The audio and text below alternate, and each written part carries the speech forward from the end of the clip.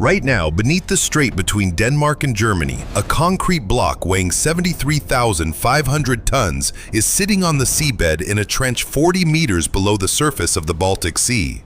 It was built in a factory on the Danish coast, sealed at both ends, floated out to sea like a ship, and sunk.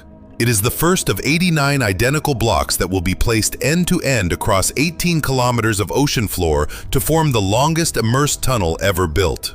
When it is finished, you will be able to drive from Scandinavia to Central Europe in 10 minutes beneath the open sea without ever seeing water. That first block was lowered into position on May 7, 2026, 3 months ago. But to understand how something like that is even possible, you have to go back almost 200 years to a river in London where a man watched a worm eat through a piece of wood and got an idea that changed engineering forever. In the early 1800s, London had a problem.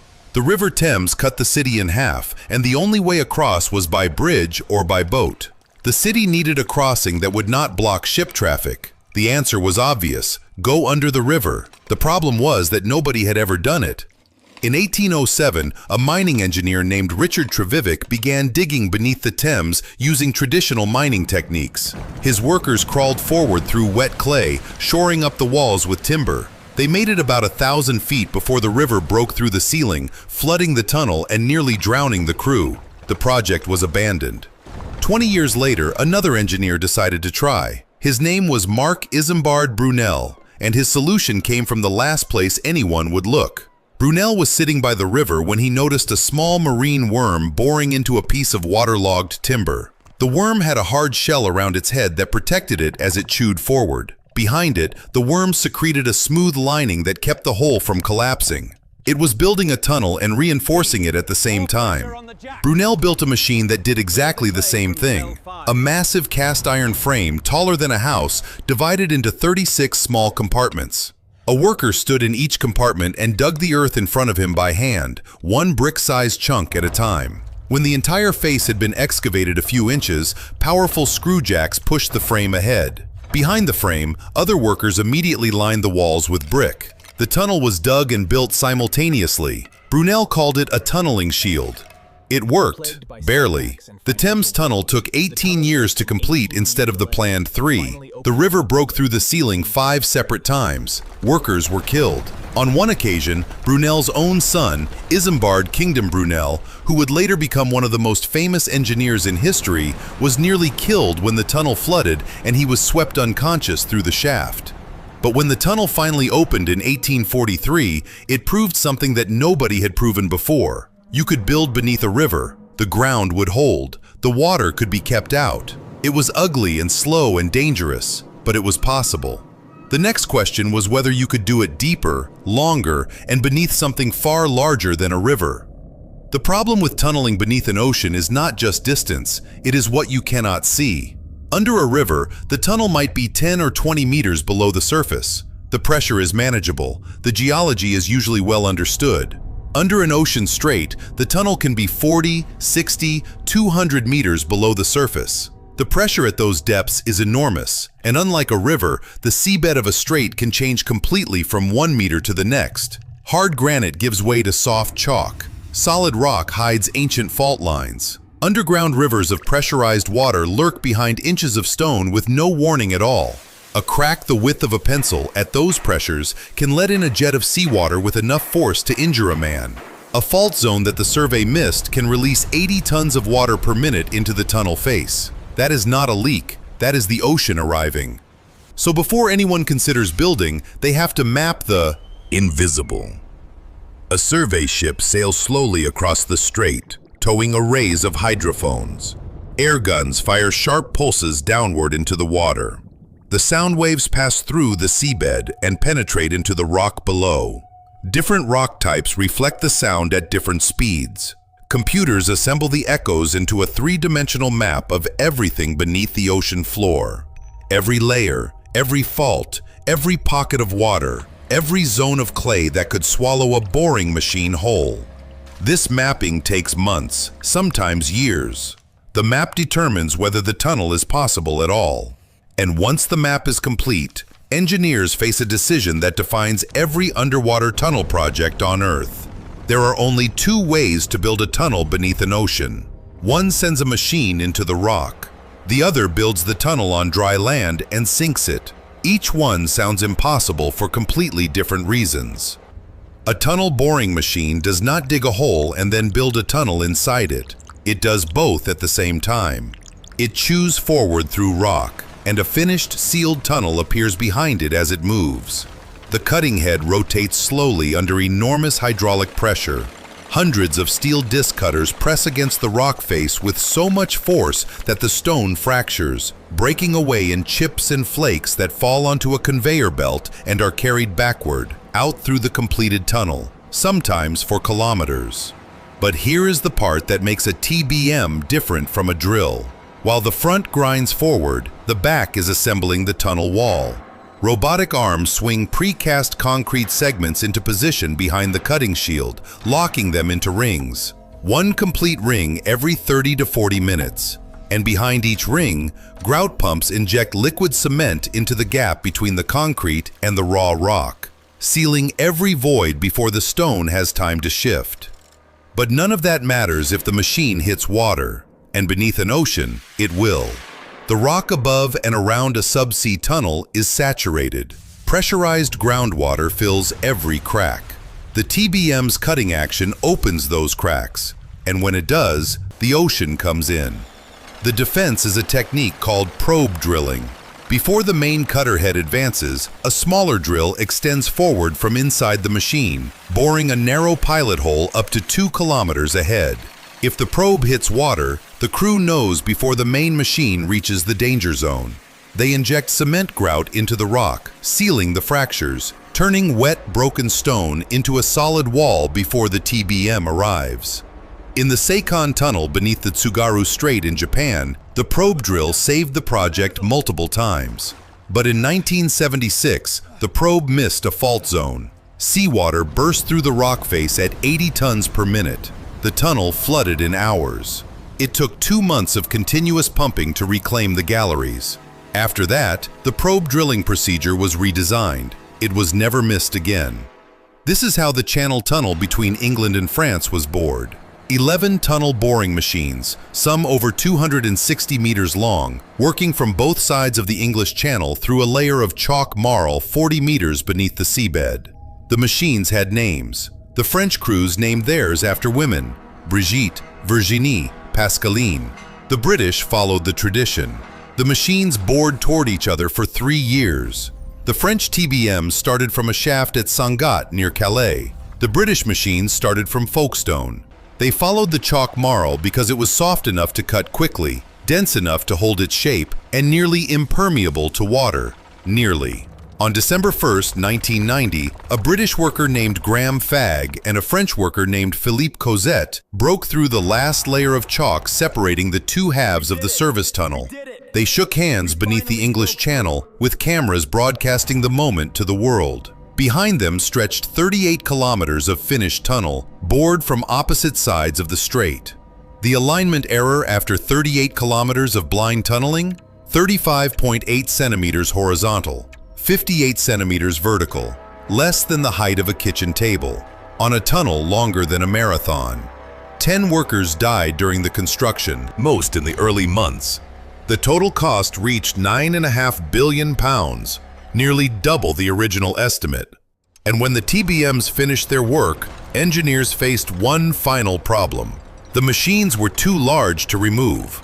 They were turned on their sides, driven into short dead-end tunnels carved specifically for this purpose, and buried in the chalk. They are still there, entombed beneath the English Channel, sealed inside the rock they spent 3 years eating. The TBM is the method you choose when the rock is hard enough to bore through and deep enough that you cannot reach it from the surface. But what happens when conditions are reversed?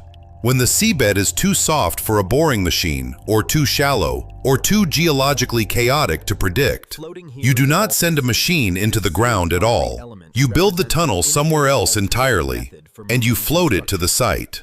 The immersed tube method is the idea that sounds the most impossible of anything in underwater construction. Instead of boring through the rock beneath the ocean, you build the tunnel on dry land, in sections. Each section is a complete piece of the finished tunnel. Internal walls, ventilation ducts, waterproof membranes, road or rail surfaces, all installed before the section ever touches water. You seal both ends. You float it out to sea. You tow it into position. And you sink it. You are building a tunnel by floating it. The process begins in a factory, not a workshop, a factory the size of a small city. The Fehmarnbelt tunnel factory at Rodbyhaven on the Danish island of Lolland is the largest concrete production facility ever built. Inside, workers cast tunnel elements on a production line. Each element is 217 meters long, 42 meters wide, and contains 4 separate tubes. 2 for road traffic, 2 for rail, plus a central service gallery. Each element weighs 73,500 tons. That is roughly the weight of 10 Eiffel Towers packed into a single concrete block. And yet, because the element is hollow, it floats. The trapped air inside makes it buoyant enough to sit on the water like a very heavy, very ugly ship. Temporary steel bulkheads seal both ends. The element is towed out of the casting basin and onto the open Baltic Sea by 5 tugboats, guided by a purpose-built immersion vessel called the IV, a ship designed and constructed specifically for this one job. But before the element can be sunk, the seabed has to be ready. A trench has been dredged across the full 18 kilometers of the strait. The bottom of the trench has been graded with a layer of gravel, leveled to tolerances of less than 30 millimeters. This gravel bed is the foundation the tunnel will sit on forever. If it is off by more than the width of a thumb, the elements will not align. When the floating element arrives over the trench, the descent begins. Controlled amounts of water are pumped into ballast tanks inside the element. The block gets heavier. It begins to sink. Inch by inch, 73,500 tons descend through 40 meters of open water, guided by cables and satellite positioning accurate to 2 millimeters. But the element is not naturally balanced. The road tubes are heavier than the rail tubes. If you simply flooded the ballast tanks evenly, the block would tilt and descend crooked. So the outer rail tube is fitted with temporary water chambers that are filled at precisely calculated rates to keep the element perfectly horizontal during the entire 14-hour descent. 73,500 tons, sinking through the Baltic Sea, kept level by water pumped into chambers at different speeds on different sides. The margin for error is measured in centimeters. And then comes the moment that separates immersed tube tunnels from every other method in engineering. How do you connect 2 of these blocks on the seabed, 40 meters underwater, without sending a single diver down? No underwater welding, no bolts, no sealant gun. The joint is made by water pressure itself. Each element has a massive rubber gasket around its end face. When the new element is lowered into contact with the previous one, temporary bulkheads seal the narrow gap between them. Pumps remove the water from that gap, and the moment the gap is dry, the full weight of the ocean pressing on the far end of the new element becomes an unbalanced force. Thousands of tons of pressure push the element tight against its neighbor, compressing the rubber gasket into a perfect watertight seal. The ocean closes the joint. The same force that would destroy the tunnel if it leaked is the force that prevents it from leaking. This technique was first used in 1910 beneath the Detroit River, and it has never failed. Immersed tubes now carry motorways and railways under harbors and straits around the world. The Öresund tunnel between Denmark and Sweden used 20 elements. The Fehmarnbelt will use 89. On May 4, 2026, the first Fehmarnbelt element left the factory at 9 in the evening. 5 tugboats and the IVY transported it 2 kilometers to the immersion point. On May 7th, after 14 hours of controlled descent, the element was placed on the gravel bed and connected to the tunnel portal by hydraulic arms. Laser measurements confirmed the position from inside the tunnel. The first piece of the world's longest immersed tunnel was in place. 88 more will follow, one by one. Each one built in a factory, floated on the sea, sunk into a trench, and sealed by the pressure of the ocean itself. 18 kilometers of tunnel, manufactured on dry land, delivered by water, assembled on the seabed. The tunnel is built in a factory. The ocean is just the delivery route. But neither the TBM nor the immersed tube solves every problem, because some tunnels are built in places where the Earth itself is the enemy. A rigid concrete pipe buried beneath the ocean is strong against steady pressure, but an earthquake does not apply steady pressure. It shakes the ground sideways, violently, without warning. A rigid tunnel in shaking ground does what you would expect. It cracks. And a crack beneath the ocean means the sea comes in. This was the defining challenge of the Marmara Tunnel beneath the Bosphorus Strait in Istanbul. Turkey sits on one of the most active seismic zones on Earth. The Bosphorus has been shaken by major earthquakes throughout recorded history. Building a rigid tunnel there was not an option. So the engineers built a tunnel that bends. The Marmara was constructed as an immersed tube. 11 elements sunk into a trench dredged across the Bosphorus. But instead of bolting the elements rigidly together, the designers connected them with flexible joints. Between each element, thick layers of specially engineered rubber and steel springs absorb relative movement when the ground shakes. The tunnel does not fight the earthquake, it moves with it. Each section sways slightly out of sync with its neighbors, the rubber compresses and stretches, and the seams flex without breaking. In 2019, a 5.8 magnitude earthquake struck near Istanbul. The Marmara was carrying passengers beneath the strait.